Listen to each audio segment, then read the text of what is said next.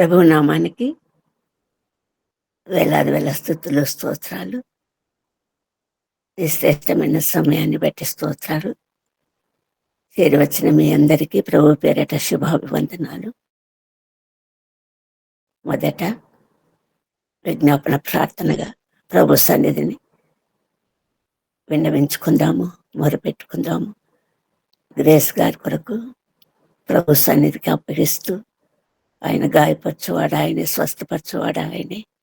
ఆయన దివ్యమైన పరిశుద్ధమైన హస్తాలకు గ్రేస్ గారిని అప్పగిస్తూ సంపూర్ణమైన ఆరోగ్యం కొరకు, అస్వస్థత విడుదల కొరకు ప్రభుని ప్రార్థిస్తాము. పరలోక తండ్రి సహాయం చేయండి, జీవాధిపతి సహాయం చేయండి. సర్వశక్తిమంతుడు, సమస్తము సాధ్యమైంటున్న తండ్రి వినైనా, మాట మాత్రం సెలవిచ్చి అనేకులను స్వస్థపడిన తండ్రి వినైనా, గొప్పదేవ మరి గ్రేస్ గారిని మీ పరిశుద్ధ హస్తాలకు అప్పగిస్తూ ఏకంగా కూడి మేమంతా మీ ద్వారా మీ పరిశుద్ధ పాద సన్నిధానమున ఆ బిడ్డ స్వస్థత కొరకు ప్రార్థిస్తున్నాం తండ్రి. ప్రతి సమస్యను మీ కృపలో మా తను తొలగించండి. మరి సేవ నిమిత్తము ఆ బిడ్డ కోసము ప్రార్థించటానికి, మరి సహాయం చేయటానికి ముందుకు వచ్చినటువంటి ఆయన గారిని కూడా ప్రార్థనలో జ్ఞాపకం చేసుకుంటున్నాము. కావలసిన ఆదరణ అనుగ్రహించండి, శక్తిని అనుగ్రహించండి, సహాయం అనుగ్రహించండి, అన్ని అనుకూలపరచండి. సంపూర్ణ స్వస్థత విడుదల పొందిన బిడ్డగా మీ పరిశుద్ధ పాద సన్నిధిని మా తండ్రి వేలాది వేల స్తుతులు స్తోత్రాలు చెల్లిస్తూ మిమ్మల్ని గణపరిచి బిడ్డగా చేరటానికి కృప చూపి సహాయం చేయమని బ్రతిమాలుకుంటూ, నా గొప్పదేవ కాలం అంతా కూడా, సమయం అంతా కూడా మీ ఆధీనంలో ఉంటుండగా ఆ బిడ్డకు సంపూర్ణ విడుదల విమోచన అనుగ్రహించమని, సంపూర్ణ స్వస్థత అనుగ్రహించమని బ్రతిమాలుకుంటూ బిడ్డను మీ పరిశుద్ధ హస్తాలకు అప్పగిస్తూ ప్రార్థిస్తున్నాము. అలాగే విజయరాజు గారి గురించి కూడా ప్రార్థిస్తుంటున్నాం, వేడుకుంటున్నాం తండ్రి. మొరపెట్టు వారందరి కృపా కనికరములకు దయా అస్సలతలు కుమ్మరించే తండ్రి. ఆ బిడ్డను కనికంత జ్ఞాపకం చేసుకుని ఆయన లివర్ క్యాన్సర్ అంటున్నారు నా గొప్ప తండ్రి. కానీ మీకు అసాధ్యమైన కార్యం ఏది లేదు నా తండ్రి. ప్రేమగల హస్తంతో తాకండి, శక్తి హస్తంతో తాకండి. అద్భుతకరుడు ఆలోచనకర్తవునైనా, సమస్తం సాధ్యమైన తండ్రివి, గొప్ప కార్యములు చేయగలిగిన తండ్రివి నాయన. గాయపరచువాడవు నీవే, స్వస్థపరచువాడవు నీవే. ఆ బిడ్డను ముట్టండి తండ్రి. ఆ బిడ్డకు సంబంధించిన వారందరికీ హృదయాలలో ఉన్న భారాన్ని, బరువును మీ కృపలో తొలగించి సహాయం చేయండి. సంపూర్ణ స్వస్థత కొరకు మేము ప్రార్థిస్తుంటున్నాం, ఏకంగా కూడి ప్రార్థిస్తుంటున్నాము. ఏకంగా కూడి మీరు నేమడిగినను అనుగ్రహించిన సెలవుచిన తండ్రి వినైనా, ఈ మీ ద్వారా మా ప్రతి విజ్ఞాపన అంగీకరించి ఆ ఇద్దరికి సంపూర్ణ స్వస్థత అనుగ్రహించి మీ పరిశుద్ధ నామానికి మహిమ గంత ప్రభావం కలుగునట్లుగా దీవించి ఆశీర్వదించి బ్రతిమాలుకుంటూ ప్రార్థిస్తున్నాం తండ్రి. యేసుక్రీస్తు పేరిట ప్రార్థించుతున్నాం తండ్రి. ఆమేన్, ఆమేన్. ప్రభునందు ప్రియమైన వారలారా, మరి యొక్క శ్రేష్టమైన సమయము మనకు అనుగ్రహించుంటున్నారు. వాక్యం ద్వారా ప్రభు మనతో మాట్లాడినట్టుండగా మరి ఉదయకాల సమయమున ఏకంగా కూడి ఆయనను స్తుతించి ఆరాధించి మహిమపరిచి, మరి పరిశుద్ధ సత్యము బయలుపరచబడే సత్యము కేవలం ప్రభువు నుండి వచ్చినదే ఉంటున్నట్టుగా మరి ప్రభువునకు అప్పగించుకుంటూ ప్రార్థిస్తాము, ఆయనను స్తుతిస్తాము, ఆరాధిస్తాము. అందరం ఏకంగా కూడి ప్రభువును మహిమపరుస్తాము.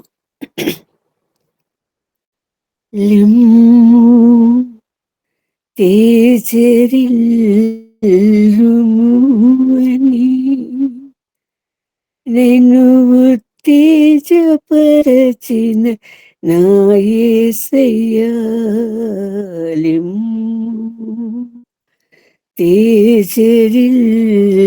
తేజరిల్లుమని నేను ఉత్తేజపరచిన నా యేసయ్యా, నిన్నే స్మరించుకొనుచు నీ సాక్షిగా ప్రకాశించుచు, నిన్నే స్మరించుకొనుచు నీ సాక్షిగా ప్రకాశించుచు రాజాధిరాజువని ప్రభువుల ప్రభువని నేను వేణుల ప్రకటించేదన్ లెమ్ము తేజరిల్లుము అని నేను ఉత్తేజపరచిన నా యేసయ్యా లెమ్ము తేజరిల్లుము అని నేను ఉత్తేజపరచిన నా యేసయ్యా ఉన్నత పిలుపును నిర్లక్ష్యపరచక నీతో నడుచుటే నా భాగ్యము ఉన్నత పిలుపును నిర్లక్ష్యపరచక నీతో నడుచుటే నా భాగ్యము శాశ్వత ప్రేమతో నన్ను ప్రేమించి నీ కృప చూపితివి శాశ్వత ప్రేమతో నన్ను ప్రేమించి నీ కృప చూపితివి ఇది భాగ్యము ఇది భాగ్యము ఇది నా భాగ్యము లెమ్ము తేజరిల్లుము అని నిన్ను ఉత్తేజపరచిన నా యేసయ్యా లెమ్ము తేజరిల్లుము అని నిన్ను ఉత్తేజపరచిన నా యేసయ్యా. పరిశుద్ధుడా ప్రేమగల తండ్రి జీవాధిపతి వేలాది వేల స్తుతులు స్తోత్రాలు చెల్లిస్తూ ఈ సమయంలో మమ్మల్ని అందరినీ మీ పరిశుద్ధ హస్తాలకు అప్పగించుకుంటూ ప్రార్థిస్తున్నాం తండ్రి. మీ దివ్యమైన కృపా కనికరములు మా మీద సమృద్ధిగా కుమ్మరించిన తండ్రి ఈ దినానికి కావాల్సిన పరిపూర్ణమైన నింపుదల నడుపుదల అనుగ్రహించమని బ్రతిమాలుకుంటూ మేమంతా కూడా నా తండ్రి పరిపూర్ణమైన సాక్షులుగా జీవించడానికి మా అందరిలా చాలినంత కృప కుమ్మరించమని ప్రతి ఒక్కరి అవసరాలను అక్కలను మీ కృపల ఐశ్వర్యంలో తీర్చమని బ్రతిమాలుకుంటూ సమస్త మహిమ గంత ప్రభావం మీకే చెల్లిస్తూ నా గొప్ప దేవ మరొకసారి మాకు అనుగ్రహించిన ఈ అవకాశాన్ని బట్టి ఈ సన్నిధిని బట్టి ఈ సహవాసాన్ని బట్టి స్తోత్రాలు చెల్లిస్తూ మీ పరిశుద్ధ హస్తాలకు మమ్మల్ని మేము అప్పగించుకుంటూ ప్రభువైన యేసుక్రీస్తు పేరిట ప్రార్థించి వేడుకుంటున్నాం తండ్రి. ఆమేన్ ఆమేన్. ప్రభు యొక్క ఏర్పరచబడినటువంటి ప్రభు కొరకు ఏర్పరచబడినటువంటి మూల వాక్యము ఎఫెసీ పత్రిక 5వ అధ్యాయము 14వ వచనము చదువుకుందామండి. ఎఫెసీ పత్రిక 5వ అధ్యాయము 14వ వచనము. నిద్రించుచున్న నీవు మేల్కొని మృతులలో నుండి లెమ్ము, క్రీస్తు నీ మీద ప్రకాశించును. నిద్రించుచున్న నీవు మేల్కొని మృతులలో నుండి లెమ్ము, క్రీస్తు నీ మీద ప్రకాశించును. మరి పోయిన ఆదివారము మనం ప్రభు సన్నిధిలో వాక్య సందేశంలో క్రీస్తు ప్రభు యొక్క మరణ పునరుత్థానంలో ఒక పాపికి సంపూర్ణ విడుదల కలుగచేస్తుందని, క్రీస్తు శరీరం చినిగిన తెరగా సంపూర్ణమైనటువంటి దేవుని సన్నిధికి చేరడానికి మార్గాన్ని ఏర్పరిచినటువంటి విధానం మనం ధ్యానించుంటున్నాము. పునరుత్థానం, మరణ పునరుత్థానాలు ఒక పాప యొక్క జీవితాన్ని మార్చనయింటుండగా పునరుత్థానం గురించినటువంటి వాస్తవాలను ప్రభు మనకు తెలియజేయవలెనని ప్రభువును కోరుకుంటున్నాను, ప్రార్థిస్తుంటున్నాను. ప్రియులారా, యేసుక్రీస్తు ప్రభువుల వారు మరణం మీద విజయం సాధించుంటున్నాడు. సంపూర్ణ విజయం సాధించటం ద్వారా లోకానికి అంతటికి కూడా ఆనాడు ఆదాము హవ్వల ద్వారా ప్రవేశించినటువంటి ఆ మరణ శాపము, నువ్వు మన్ను కాబట్టి తిరిగి మన్నైపోదువు, ఒక మరణాన్ని శాపంగా అనుగ్రహించినటువంటి ఆ ప్రభు తిరిగి ఆ మరణాన్ని జయించడం ద్వారా ఆ మరణం నుండి మనకు విమోచన, విడుదల, పునరుత్థానాన్ని అనుగ్రహించిన ప్రభువుకు వేలాది వేల స్తుతులు, స్తోత్రాలు చెల్లిస్తాము. మరి ఆ పునరుత్థానము అన్నది సంపూర్ణమైనటువంటి ఒక విజయంగా ప్రభు మన మధ్య ఉంచుంటున్నాడు. మరణమాని ముల్లు ఏది, మరణమాని విజయమేది, పాపపు జీవితము మృంగపడెను, యేసు ప్రభువు లేచెను. మన యేసు ప్రభువు లేచెను, మరణమును జయించి లేచెను.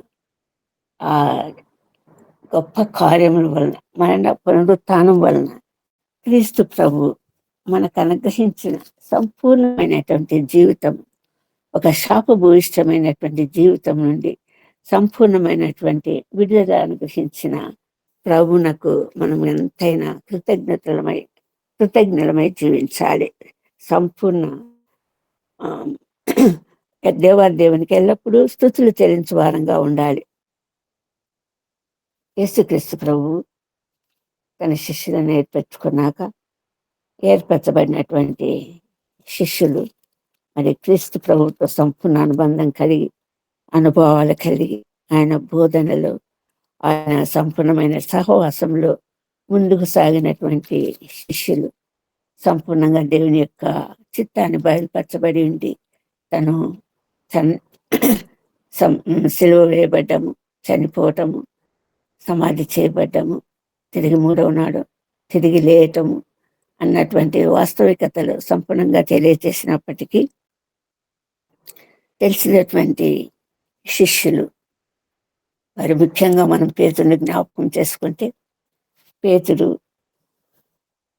తిరిగి మూడవ నాడు తిరిగి లేస్తాడన్నటువంటి వాస్తవికత కోసము పేతురు, యోహాను సమాధిని ఆదివారం దర్శించినప్పుడు ఖాళీ సమాధి చూడటం జరిగింది. అయినను ఆ లేఖనంలో నమ్మటంలో మరి సంపూర్ణ అవిశ్వాసాన్ని చూపలేకపోయారు. తిరిగి ప్రభు ప్రత్యక్షమయ్యాడు. అయినా కూడా పేతురు తిరిగి చేపలు పట్టడానికి వెళ్ళినట్లు మనం చూస్తుంటున్నాము. ఆ సందర్భంలో ప్రభువులు తిరిగి పేతురుకు వారికి మరి పేతురు ఆ సందర్భంగా మన ఆత్మీయులను కోల్పోయినప్పుడు వారి సంపూర్ణమైనటువంటి అనుభవాలు, జ్ఞాపకాలు వెంటాడుతుండగా మరి అటువంటి భయము, దుఃఖము, ఆందోళన, వేదన మరి ఏదైతే పేతురును మరి ఆవహించుందో మనకి తెలియదు, కానీ సంపూర్ణంగా మరి తిరిగి చేపలు పట్టడానికి వెళ్ళినట్లు మనం చూస్తుంటున్నాము. ఆ సందర్భంగా ప్రభు తిరిగి జ్ఞాపకం చేస్తుంటున్నాడు. గలిలయ సముద్ర తీరమున ఆ చేపలు పట్టే సందర్భంగా ప్రభు వారి కనువిప్పు కలగచేస్తుంటున్నాడు. తను పునరుత్థానుడైన యేసుక్రీస్తు ప్రభువుని రుజువు చేసినందుకు నిప్పుల మీద రొట్టెలు, కాల్చబడిన చేప ఉంచటము, మరి వారిని ఆహారం అడగటము, వారు సంపూర్ణంగా వారి అంధకార పొరలు తొలగిపోయి ప్రభు సుమ్మి అని గుర్తించటము, పేతురు ప్రభును సమీపించటం, తిరిగి వెంటబడటము, తిరిగి వెంబడించటం అన్ని మనకు తెలుసు. అటువంటి పేతురు మరి ప్రభు పునరుత్థానుడై ఉన్నాడన్న సంపూర్ణ వాస్తవికతను గ్రహించినాక ఆయనకు పొందినటువంటి పునరుత్థాన బలం ఒక్క పేతురు కాదండి, మరి అపోస్తులంతా కూడా సంపూర్ణమైనటువంటి బలమును, శక్తిని పొందినటువంటి వారంగా మనం చూస్తుంటున్నాము. పునరుత్థానం అన్నది మరి మరణించినాక తిరిగి లేయటం అన్నది కాదు. పునరుత్థానం అన్నది ఈ లోకంలో ఉండంగానే మనం పాపముల విషయమే చనిపోయి నీతిమంతులుగా తిరిగి లేయాలి, జీవించాలి. ఆ పునరుత్థానం మనకు కావాలి అన్నటువంటి వాస్తవికతను మరి పేతురు గ్రహించినటువంటి వాడై, పెంతెకొస్తు దినాని యొక్క అనుభవాన్ని మనం జ్ఞాపకం చేసుకుంటే, పరిశుద్ధాత్మ దిగి అందరూ వారి వారి భాషల చొప్పున మాట్లాడుతుంటుండే నానా విధములైనటువంటి ఏం, ప- ప్రే- ప్రే మాటలు వారి మధ్య దొలుతున్నప్పుడు పేతురు చాలా రోషం కలిగినటువంటి వారై, వారు మద్యం తాగి ఉన్నారేమో అన్నటువంటి భావన వెలిబుచ్చినప్పుడు రోషం కలిగినటువంటి వారై, కేదు లేదు పరిశుద్ధాత్మతో నింపబడినటువంటి వారుగా మరి మాట్లాడుతున్నటువంటి వాస్తవాలనే కాకుండా సంపూర్ణ విషయాన్ని ఆనాడు ప్రచురించినటువంటి విధానం మనము అపొస్తలుల కార్యములు 2వ అధ్యాయంలో చూస్తుంటున్నాము. ఆ ఆ పేతురు యొక్క సాక్ష్యంలో మనం చూస్తుంటున్నాము. 24వ వచనంలో చూస్తుంటున్నాము. 2వ అధ్యాయం 24వ వచనంలో, మరణము ఆయనను బంధించుట అసాధ్యము కనుక దేవుడు మరణ వేదనలు నివారణ చేసి ఆయనను లేపెను.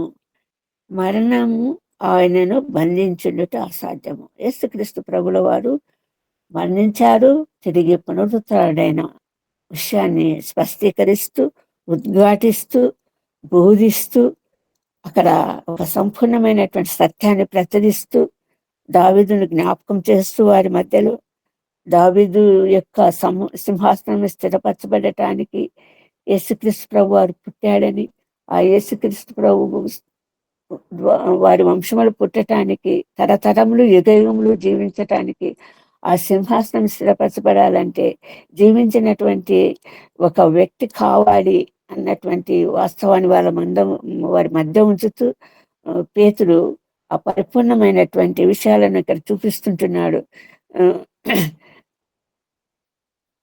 దేవుడు మనం చూస్తున్నటువంటి విషయంలో 30 వచనంలో అదే అధ్యాయము, దేవుడు తన ప్రమాణపూర్వకంగా ఒట్టు పెట్టుకొని సంగతి అతడెరిగి క్రీస్తు పాతాళంలో ఆయన విడవబడలేదని, ఆయన శరీరం కొలిపోలేదని దావీదు ముందుగా తెలుసుకొని ఆయన పునరుత్థానం గురించి చెప్పాను.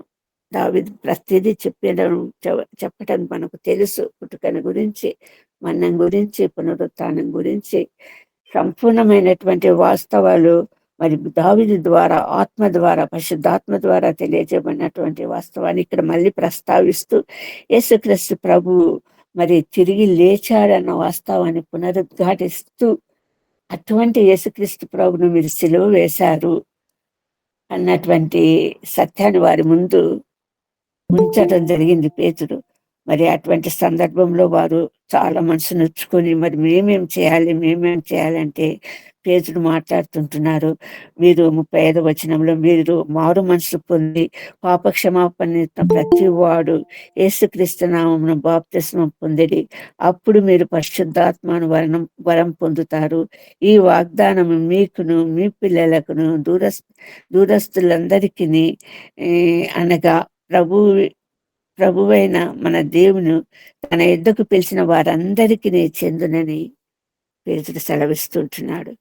పునరుత్థాన బలం అన్నది మనం ఎప్పుడు పొందగలుగుతాము అంటే, యేసుక్రీస్తు ప్రభుల వారు మరి పొందినటువంటి ఆ మరణ వేదన ద్వారా, ఈ మరణ పునరుత్థానాలు అన్నటువంటి వాస్తవికతలు మరి ప్రపంచంలోనికి రావటం ద్వారా, ఆ వాస్తవాన్ని సంపూర్ణంగా మనము నమ్మకం ఎంచటం ద్వారా ఆయనకు సమీపస్థులమైన వారిగా నివసిస్తాం.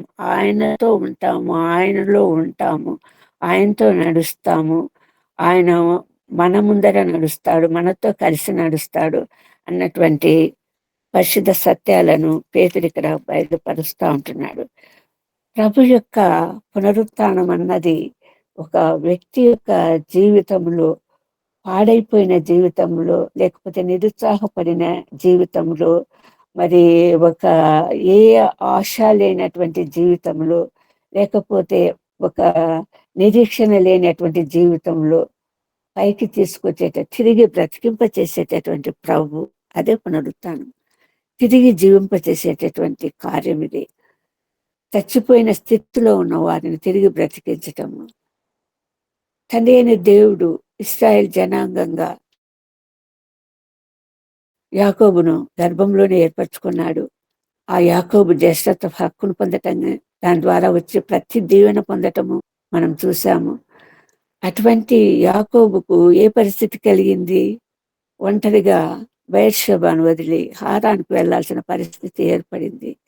ఒక కట్టెను మాత్రము మరి తనకు ఒక ఆసరాగా తీసుకొని ముందుకు సాగినటువంటి అబ్రహామును మనం ఎక్కడ చూస్తున్నామంటే ఆదికాండం 28వ అధ్యాయంలో చూస్తుంటున్నాం. ఆదికాండం 28వ అధ్యాయంలో కనపరిచినటువంటి ఆ పరిశుద్ధ సత్యము ఎలా ఉందంటే, పరలోకానికి నిచ్చెన చూపిస్తుంటున్నాడు ప్రభు. ఆయన యొక్క జీవితంలో ఉన్నటువంటి ఆ నిరుత్సాహము, ఒంటరితనము, ఆ పోరాటము, ఎక్కడ చేరాలో హారాన్ని చేరాలి, అక్కడ తన జీవితం ఎలా ఉండబోతుందో తెలియదు, తిరిగి తల్లిదండ్రులు చూస్తాడో లేదో తెలియదు, ఎంతో వైరాగ్యము కలిగి ఉండొచ్చు, ఎంతో వేదన, ఎంతో దుఃఖము, ఎంతో బాధన కలిగి ఉండొచ్చు. ఆయన ఒక చచ్చిన వాని వల్ల అయ్యుండొచ్చు. ఆ పరిస్థితులలో దుఃఖము, భారము ఆయనను చాలా వేధిస్తుండొచ్చు. అటువంటి సమయంలో తండ్రి అయిన దేవుడు మరి యాకోబును పట్టుకున్నట్లు మనం చూస్తుంటున్నాం. కళలో స్పష్టంగా చూపిస్తుంటున్నాడు. నేల నుండి మరి ఆకాశానికి వేయబడినటువంటి నిచ్చెనను చూస్తుంటున్నాడు. అప్పుడు యాకోబులో ఒక సంపూర్ణమైనటువంటి ఒక బలము ఆయనలో కలిగింది, ఒక సంతోషం కలిగింది, ఒక ఆనందం కలిగింది, ఒక ఉద్వేగము కలిగింది. ఏం చూస్తున్నా? ఆ కళలో చూసిన దాన్ని చూసా, అయ్యో ఇది నిజంగా ఇది దేవుని మందిరమే, ఇది నిజంగా దేవుని నిలయమే అని ఒక ఒక పరిపూర్ణమైనటువంటి ఒక డిఫరెంట్ వ్యక్తిగా అక్కడ ఆత్మీయంగా మారిపోయినటువంటి వ్యక్తిగా చూస్తుంటున్నాము. శారీరకంగా అలసిపోయినటువంటి ఆ శరీరానికి ఆత్మీయంగా ఊరట కలుగచేస్తూ, ప్రభు నిన్ను నేను వదిలిపెట్టలేదు, నేను విడవనటువంటి తండ్రిని, నీ తండ్రి అయిన అబ్రహాముకు, ఇస్సాకుకు, యాకోబుకు వారికి ఇచ్చిన వాగ్దానాలన్నీ నాకు గుర్తున్నాయి. ఆ వాగ్దానాలు నెరవేర్చే తండ్రిని అన్నటువంటి వాస్తవాన్ని మరి అక్కడ యాకోబుకు దర్శనం ద్వారా కలగచేసి ఒక పునరుజ్జీవం కలగచేస్తుంటున్నాడు, ఒక పునరుత్థానం పొందేటట్లు చేస్తుంటున్నాడు. చచ్చిన స్థితిలో ఉన్నటువంటి తల్లిదండ్రులను ఎంతో ప్రేమించాడు, ఎంతో ఆస్తి ఉంది, మరి ఎన్నో ఆశీర్వాదాలు ఉన్నాయి, అయినా కూడా ఏమీ లేనిగా ఒంటరి వాడిగా బయలుదేరినటువంటి యాకోబుకు దేవుడు సంపూర్ణమైనటువంటి ఆదరణిస్తుంటున్నాడు, ఊరటనిస్తుంటున్నాడు. మరి ఒక రక్షణ నేను ఉన్నానన్నటువంటి ఒక ధైర్యాన్ని ఇస్తుంటున్నాడు. మరి యాకోబు ఏమంటున్నాడంటే, మరి ఇది నిజంగా ఇది భయంకరము, ఈ స్థలం ఎంతో భయంకరము, ఇది దేవుని మందిరమే కానీ మరొకటి కాదు, ఇది పరలోకపు గవ్వి. ఎటువంటిది ఇచ్చాడండి? ఆ స్థితిలో ఉన్నటువంటి యాకోబుకు ఎటువంటి స్థితిని కలగచేస్తుంటున్నాడు, ఎటువంటి నిరీక్షణ కలగచేస్తుంటున్నాడు. నేను నీతో ఉన్నాను, నీకు మందిరంగా నేను కాబోతున్నాను, నీకు గవినిగా కాబోతున్నాను, నేను నీతో ఉంటాను, నిన్ను విడవను, నిన్ను ఎడబాయను అన్నటువంటి ఒక పరిశుద్ధ సత్యాన్ని బయలుపరుస్తూ మరి యాకోబును లేవనెత్తినటువంటి స్థితిని మనం చూస్తుంటున్నాము. అవును, మరి యోబును చూసినప్పుడు కూడా యోబు యొక్క పరిస్థితి అంత భయంకరమైనటువంటి స్థితిలో తిరిగి లేవనెత్తి రెండింతలు సమస్తము ఆశీర్వాదం రెండింతలుగా యోబుకి ఇచ్చినట్లు మనము చూస్తుంటున్నాము. పునరుత్థానం అన్నది సంపూర్ణంగా విడుదల, విమోచన, లేవటం అన్నది. లాజరును లేపాడు ప్రభు, ఏలియా లేపారు చనిపోయిన వారిని, కానీ అది తిరిగి వారు మరణించడం జరిగింది. యేసు ప్రభు యొక్క పునరుత్థానం అన్నది మరి నిత్యము మనము మరణించిన తర్వాత మరి తిరిగి లేవటం అన్నది నిత్యము ప్రభుతో ఉండటానికి, తిరిగి మనం మరణించడానికి కాదు. అది నెరవేరాలంటే ఈ భూమి మీద ఉన్నప్పుడే ఆ పునరుత్థానం మనకు కలగాలి, మనం తిరిగి లేవాలి. మన మూలవాక్యం మనం ఏం చూస్తుంటున్నాము? ఎఫెసీ పత్రిక 5వ అధ్యాయం 14వ వచనం ద్వారా మనం చూసింది ఏంటి? నిద్రించుచున్న నీవు మేల్కొని మృతులలో నుండి లెమ్ము, క్రీస్తు నీ మీద ప్రకాశిస్తుంటున్నాడు. లెమ్ము, లెమ్ము, తేజరిల్లుము. ఆనాడు ఇశ్రాయేలు జనాంగంతో, యెరూషలేం పట్టణముతో ప్రభు మాట్లాడింది.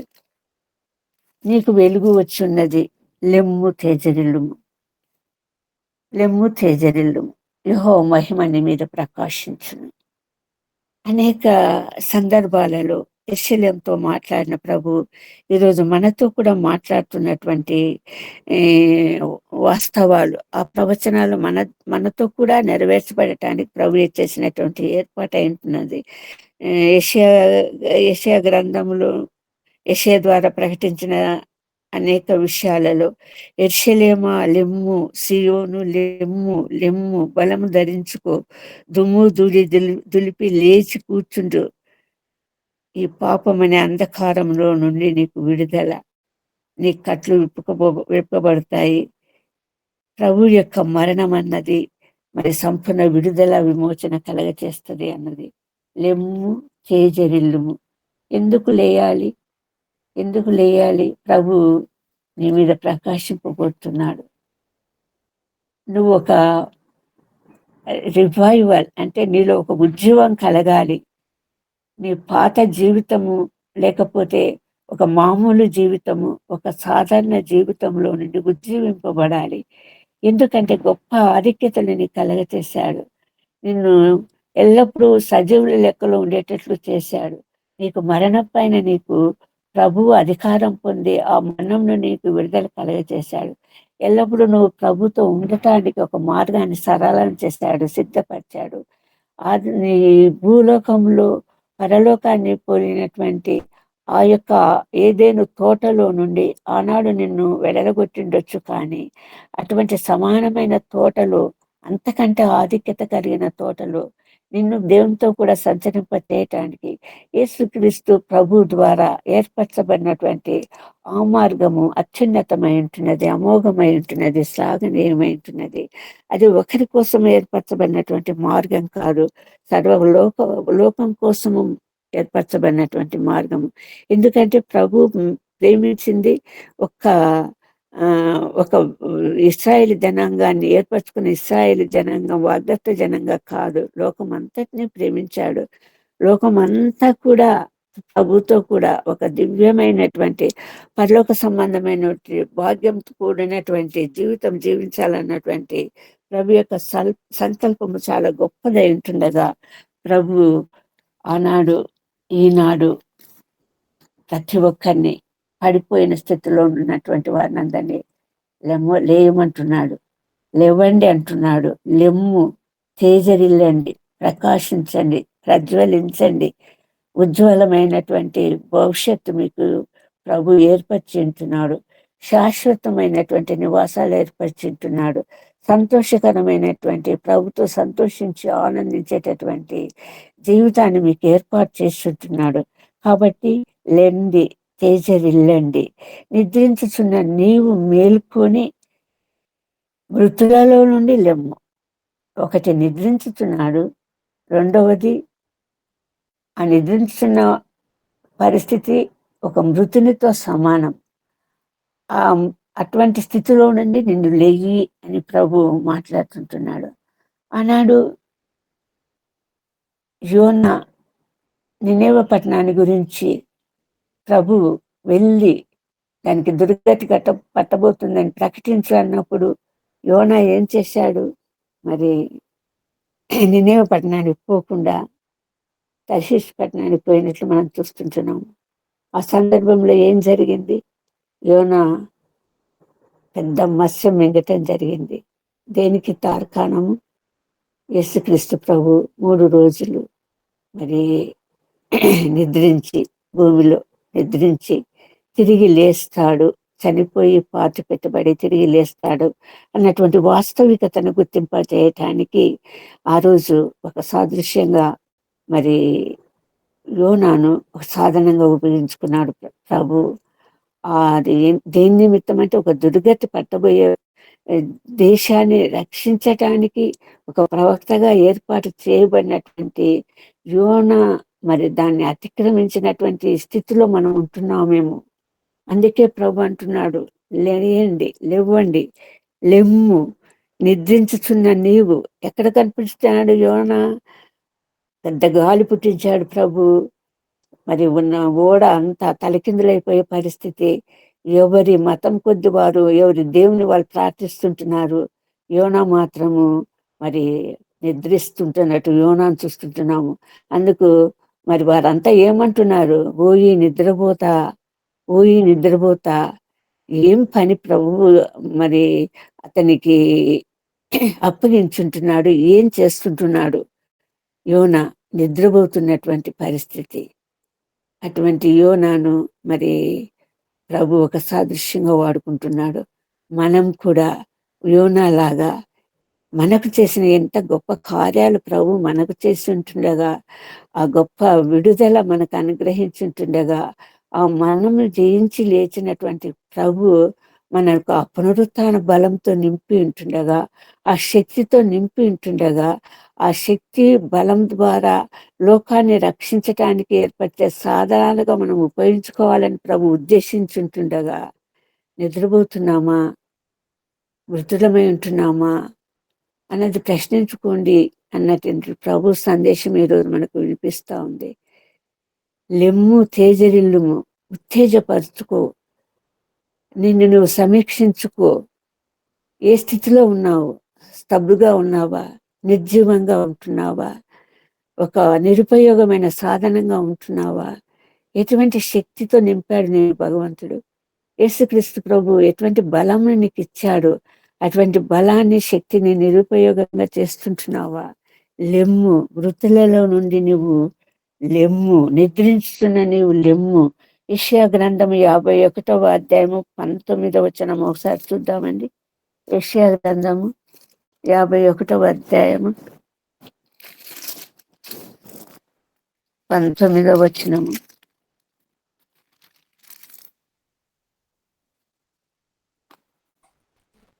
ఈ రెండు అపాయములు మీకు సంభవించను. నిన్ను ఓదార్పు గలవాడు ఎక్కడ ఉన్నాడు?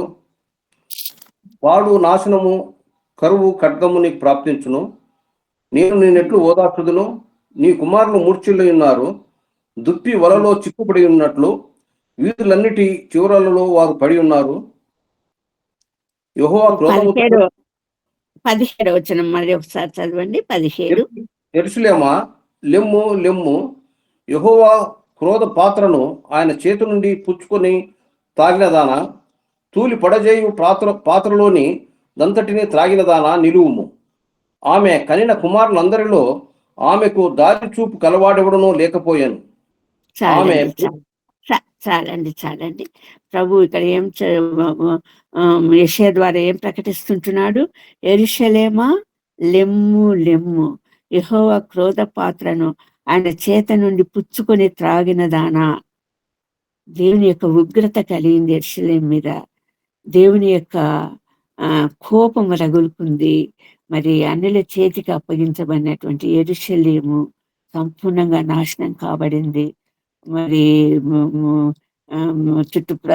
యెరూషలేము దేవాలయం పడగొట్టబడింది, ప్రాకారపు గోడ పడగొట్టబడింది, అన్యులకు దాసులుగా, బబులోను రాజానికి దాసులుగా అప్పగించబడినటువంటి పరిస్థితి. దేవుని యొక్క క్రోధ పాత్ర నుండి తాగిన ఆ యెరూషలేమును లెమ్ము, లెమ్ము అంటున్నాడు. తిరిగి లేయి, గొడ్రాల పిల్లలు కనని దానా, రేగేట మెత్తుము, నేను తిరిగి నిన్ను కనికరిస్తుంటున్నాను, తిరిగి నీ ఎడల జాలి చూపుతున్నాను, నువ్వు పోగొట్టుకున్నదంతా తిరిగి ఇవ్వటానికి నేను ఇష్టపడుతుంటున్నాను. ఒకనొక రోజు నీ అవిధేయత, నీ అక్రమము, నీ లోబడనలని స్వభావము నిన్ను మృతులలోనికి నెట్టివేసిన పరిస్థితి, నువ్వు చనిపోయిన దానికి నీ నెట్టివేయబడినటువంటి పరిస్థితి. లెమ్ము, తిరిగి లెమ్ము. ప్రభు సెలవిస్తుంటున్నాడు.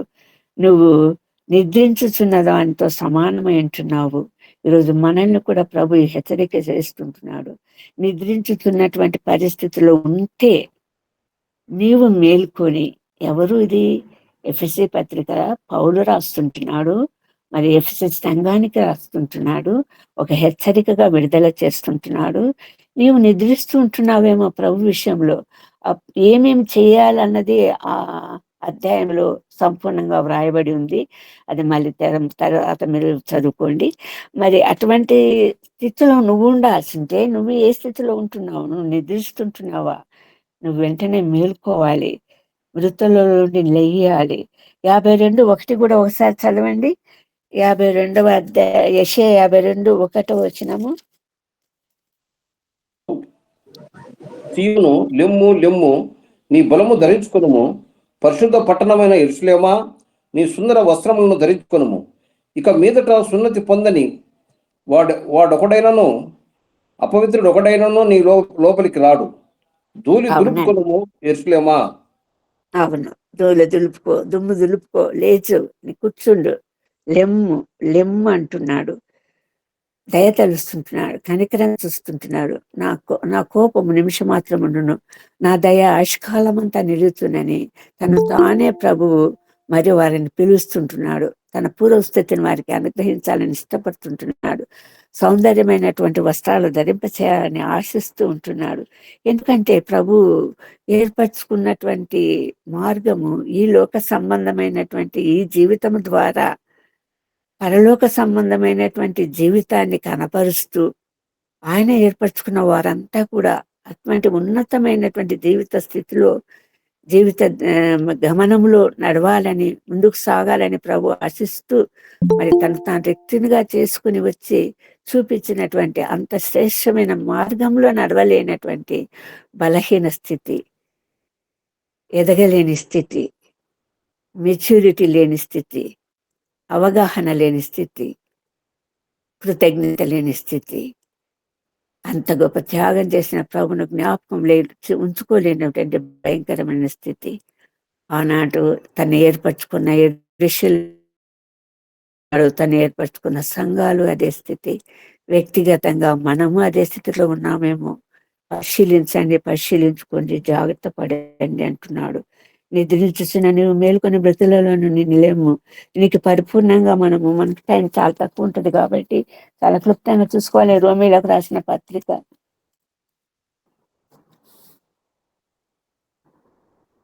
13:11 ఒకసారి చదవండి.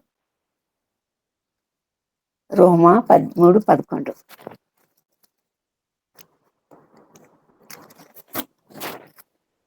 మరియు మీరు కాలము నెరిగి నిద్ర మేలుకొను వేళ అయినదని తెలుసుకొని అలాగు చేయుడి. మనము విశ్వాసమైనప్పటికంటే ఇప్పుడు రక్షణ మనకు మరి సమీపముగా ఉన్నది. రాత్రి చాలా గడిచి పగలు సమీపముగా ఉన్నది గనుక మనం అంధకార క్రియలను విసర్జించి తేజో సంబంధమైన యుద్ధోపకరణలు ధరించుకుందాము. అల్లరితో కూడిన ఆటపాటలు. చాలండి. అక్కడ హెచ్చరికలన్నీ ఉంటున్నాయి. మరి మేల్కోవడం ఎంత అవసరమో మరి అక్కడ హెచ్చరిస్తూ ఉన్నటువంటి వాస్తవికత మనకు కనిపిస్తుంది. పౌలు ద్వారా అందుతున్నటువంటి హెచ్చరిక మనకు కనిపిస్తుంది. రెండవ సందర్భంగా మృతులలో నుండి లెమ్ము అంటున్నాడు.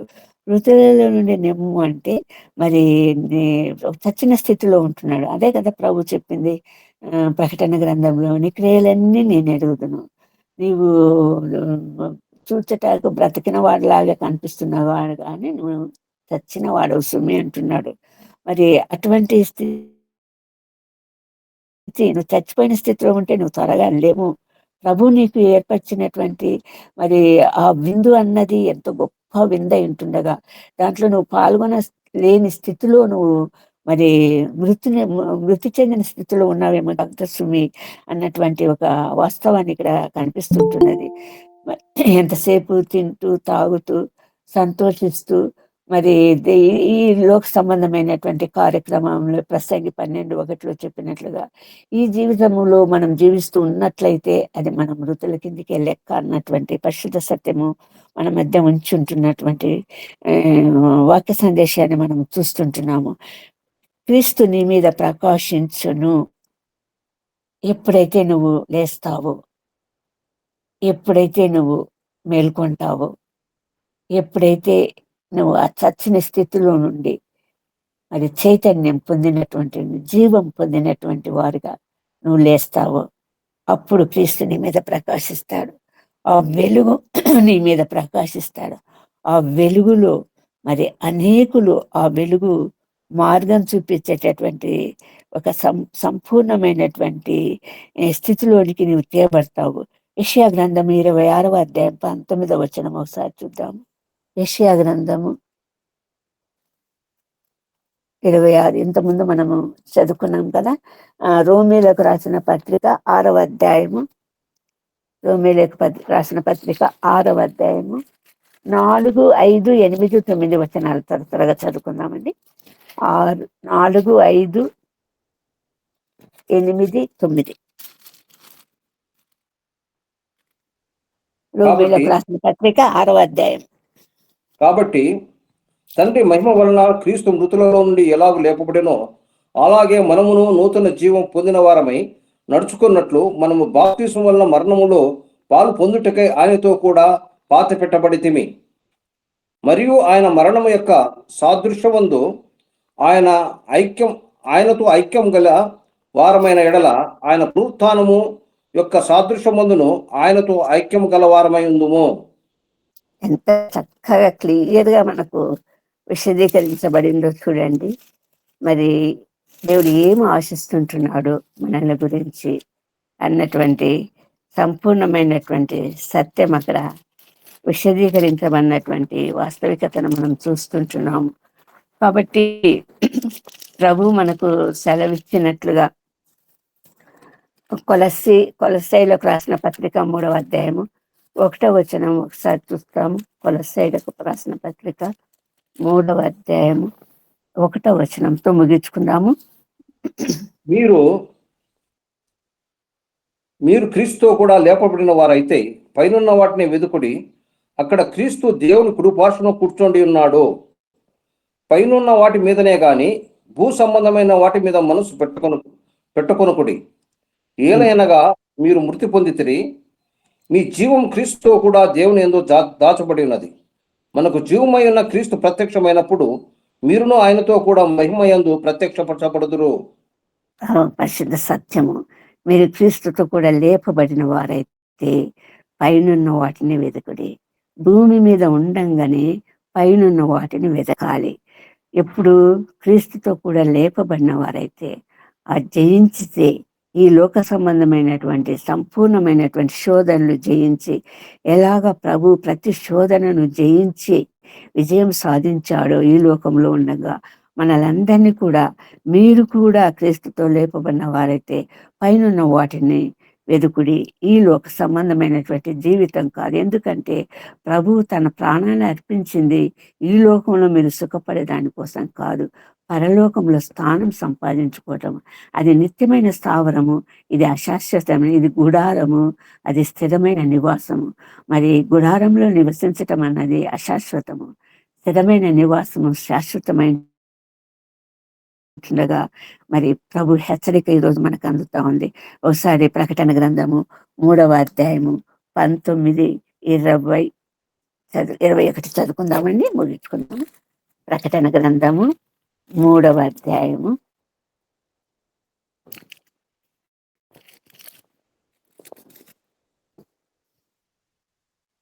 19, 20, 21.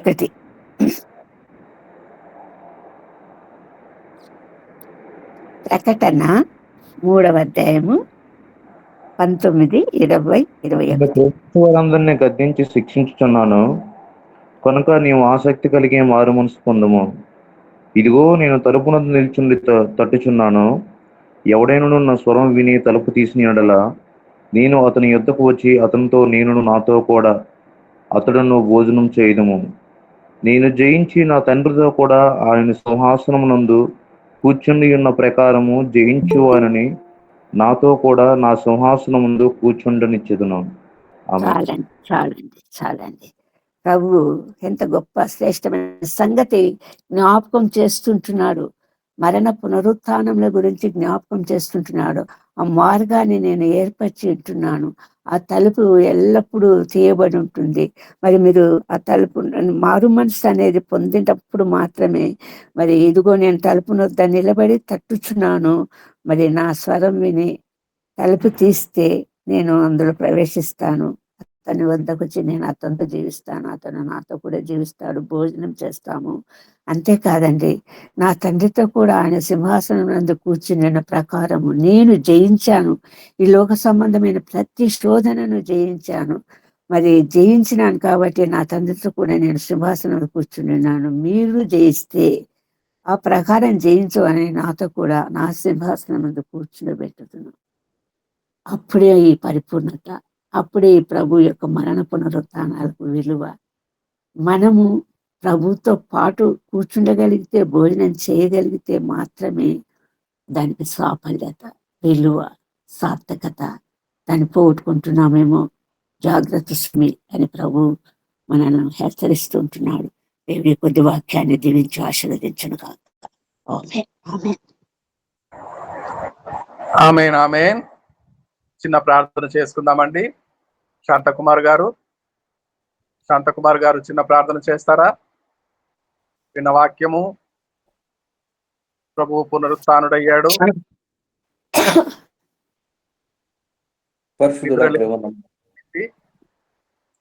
శాంతకుమార్ గారు ప్రార్థన చేద్దాం.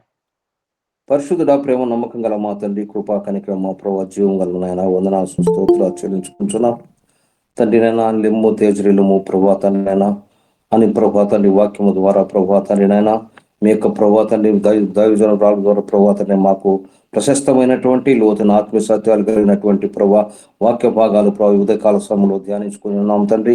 వందనాలు స్తోత్రాలు అవి మేము గ్రహించి వాటిని మేము పొందుకొని ప్రభా నిజమైన వాక్య భాగంలో ప్రభావ మేము జీవింపు చేయటానికి మీ కృపను మా మీద కృపణించి ఇక సహవాసాన్ని మీరు జీవించి ఆశ్రయించి స్థిరపరిచి అభివృద్ధిపరిచి విస్తరింపచేసి పల్లింపచేసి మీ కృపను నడిపించమని క్రీస్తు నామన దీన మనసుతో బ్రతిమారి పెడుకుంటున్నాము తండ్రి. ఆమేన్. ఆమేన్, ఆమేన్.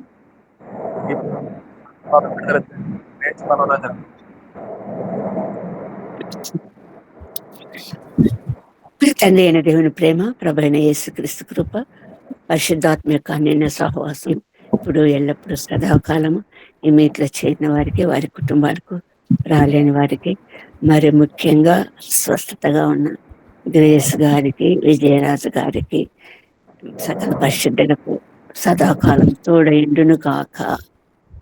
ఆమేన్. ఆమేన్.